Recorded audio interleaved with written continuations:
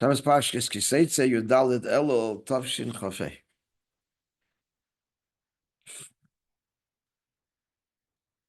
Ki Setzei Lemlchama Alivecha. So when you go to war over your enemy, and it goes into the scribe, taking a captive, and so on. Leishas Yefas Toyar. Mvai Rabbi Nazokin, but the Kote Torah, and the Altab explains in the Kote Torah. If it is by the Gam Bidrushat Morem Tzoy. It's explained also in the Maimarim of the Mittel Rebbe, Bedrushat Tzemach Tzedek Vago Isav in the Maimarim of Tzemach Tzedek and his notes.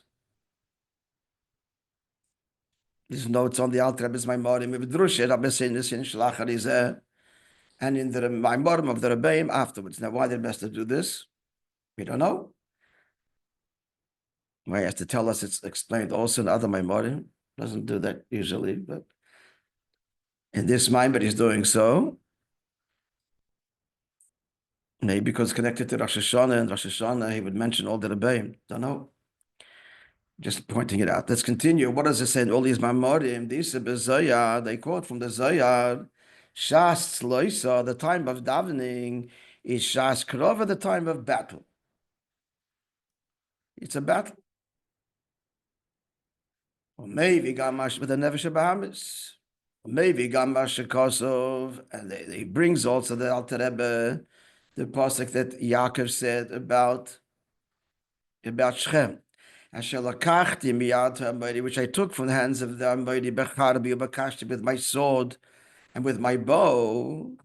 The Tirgum Unculus, and the Unculus explains what is the sword, but Seloisi, with my tefillah.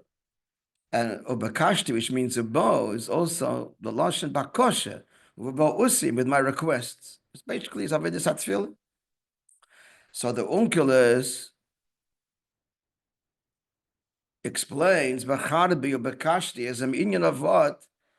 Of davening, meaning it's a battle. Sword and a bow. So now, back here in our pasuk. When you go out to war, what's the war? Where does the war start? What's the real battle? It's the milchama in Avedis HaTefillah. What's the milchama basically is that the Nefesh Bahamis, the self, the conscious self, should be offered.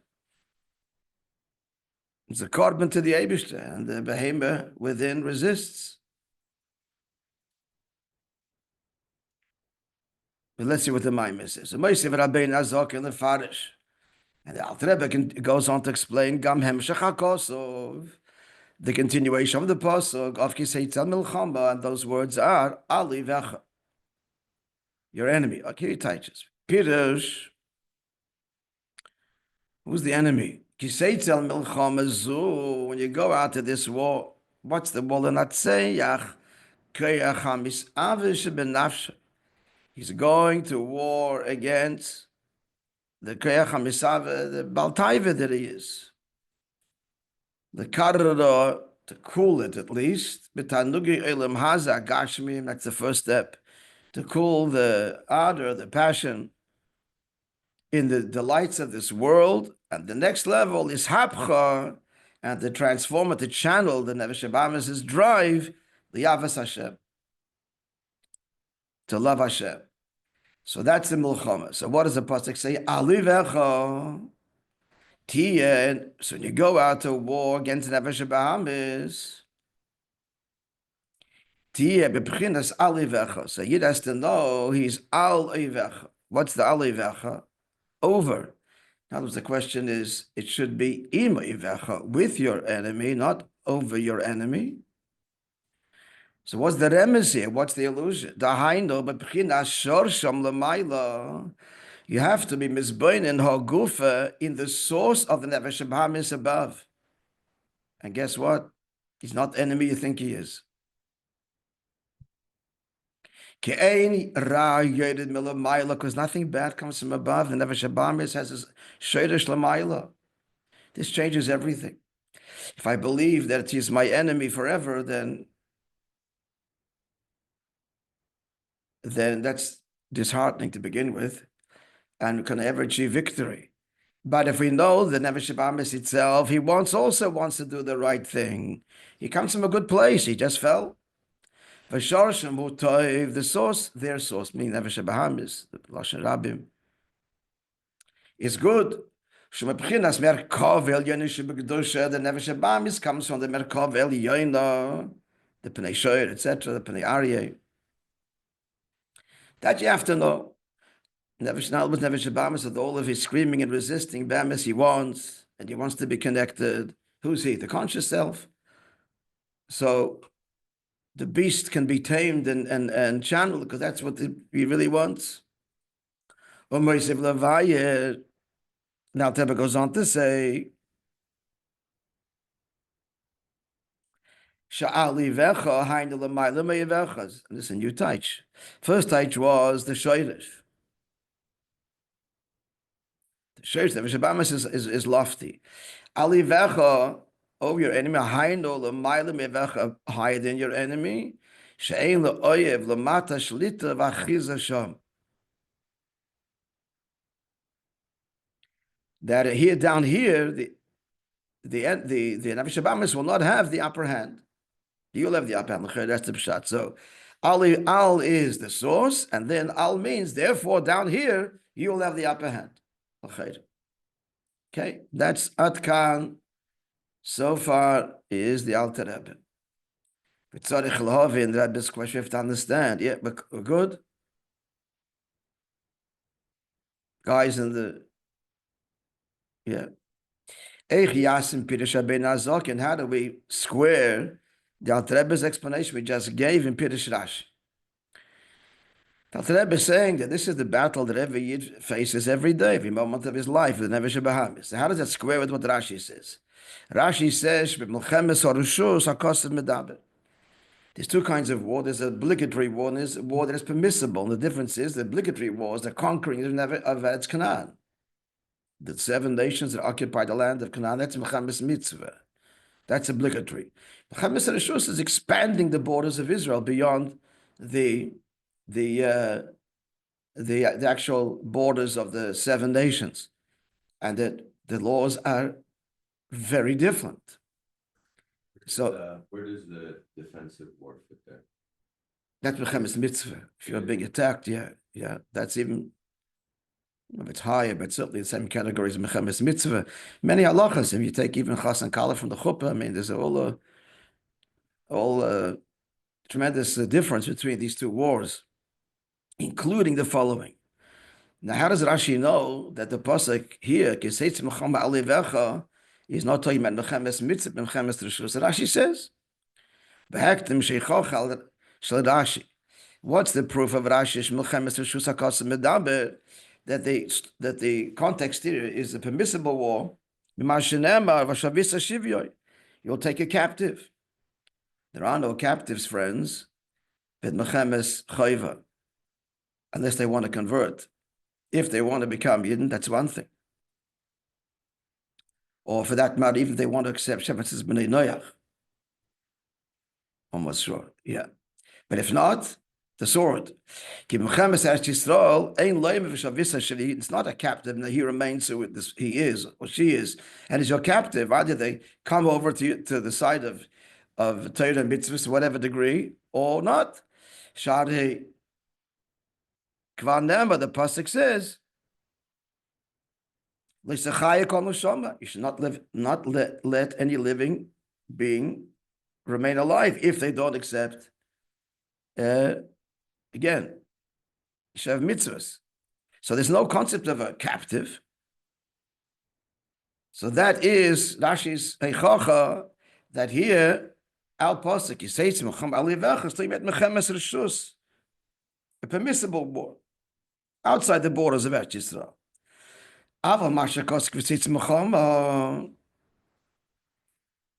However, the words Kiseitzi Mechama and then Azetiya Alivecha,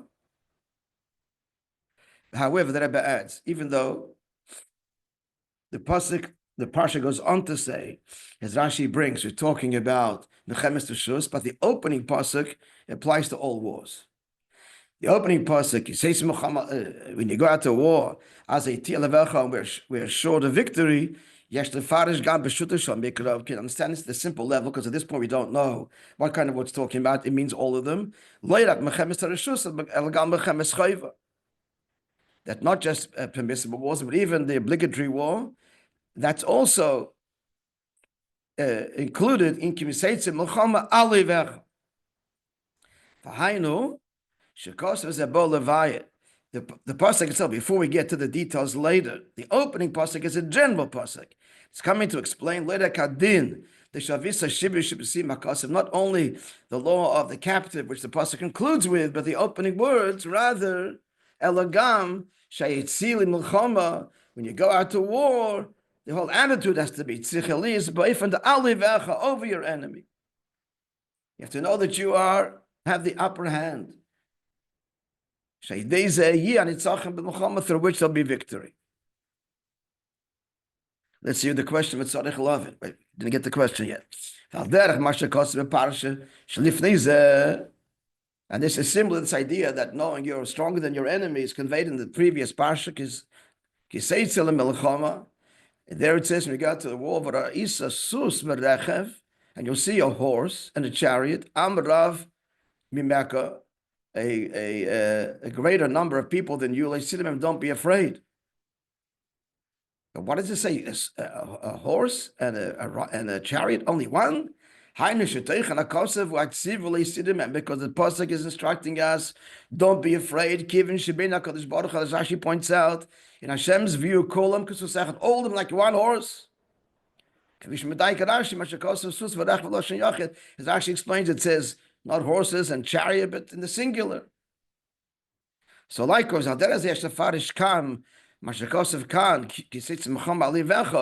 here too, when you go out to war against you, over your enemy, the command is that the going out to Melchama Tia Alivecha, you have to know you have the upper hand on your list. As we said before, think about the enemy. He doesn't come in a vacuum. He's God's creation and he has a source.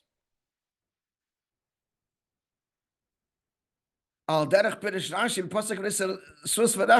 told us about, and you'll see a horse and a chariot, view it as God views it.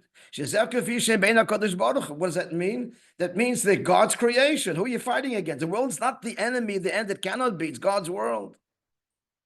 Ultimately, it can't be. It's an external resistance. Then you won't have fear.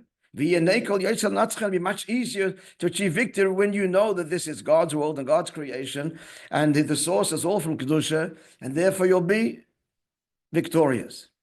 So getting to the question. So moving to this attitude applies to all wars, whether it's obligatory, and therefore the spiritual, which is obligatory. No one's exempt from the spiritual war, which is in davening. That's the 7 nations of the 7 middos and emesh ba'amis. So that's all good. But what's the tzarich lavin? That's if we just read the opening words of the pasuk without going to Vashavisa Shivya, which is Rashi's proof that Mashi's put Melchemes Reshus. So now it's our question then. But the conclusion of the pasuk, which is talking about getting a captive, which is not applicable in the war in Eretz, which is obligatory. So then mishtane gam pshuta mikra, that changes the meaning of the pasuk. The mashakos ki seitzi milchama, when you go out to war, it's not, which would mean something you have to do. When you go to war, which means it's inevitable, because you don't have to expand, that's reshus, permissible. If you go to war. Because Rashi concludes, that's the end of the pasuk. What kind of war we're talking about? Not an obligatory one, but a permissible one. So now we're back to our question. Now comes the question. If at the end of the day, the pasuk is talking about a melchemes reshus, permissible, not obligatory war, how does it square with the Alter Rebbe's Pirish? Now, the Rebbe is talking about what shekel melchama this atfila, which is the war with Nefesh Bahamis in davening. That's not an option. And this is not an option, but it's obligatory. On the contrary, that's the greatest obligation. Even more than keeping mitzvahs, to see look at the Torah, is this war with the Nefesh Bahamis to subjugate him. It's understood from that Rebbe explained, we said before, what's davening? It's a korban. Each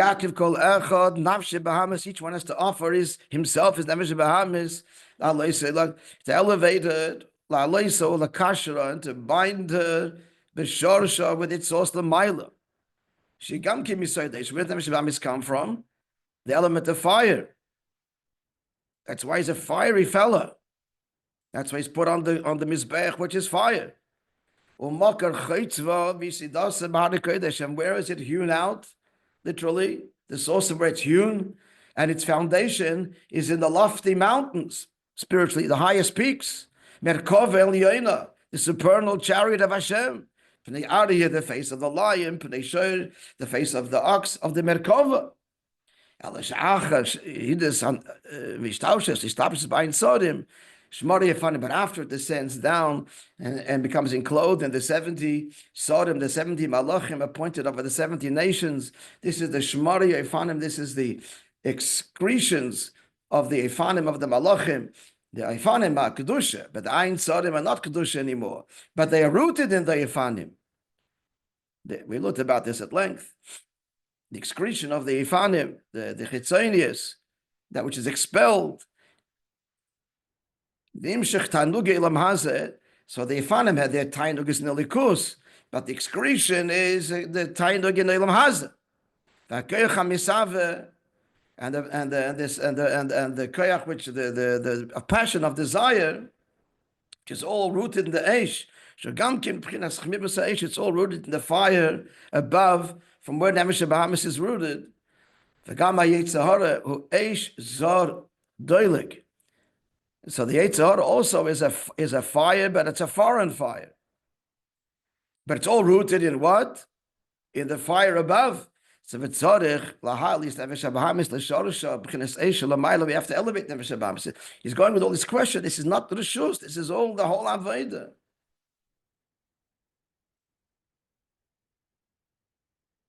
Let's see, to conclude the question. The Perek. It's a constant battle. It's a critical battle. He says even more than Torah mitzvahs. Every day the Yitzhak tries to overpower him. But sort of a whole yom, every day the person needs to combat it with the supernal fire.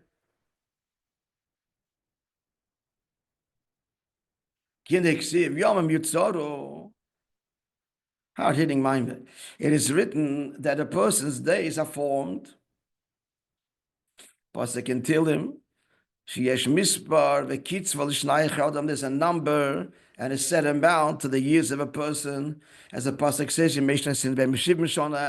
days of our years are 70, and if by reason of Gevura 80, and so on. And this a lot of time is not given to Nefesh Alikis within him. Al Rebbe says, quoting from Eitzchaim, Neshama doesn't have to be fixed.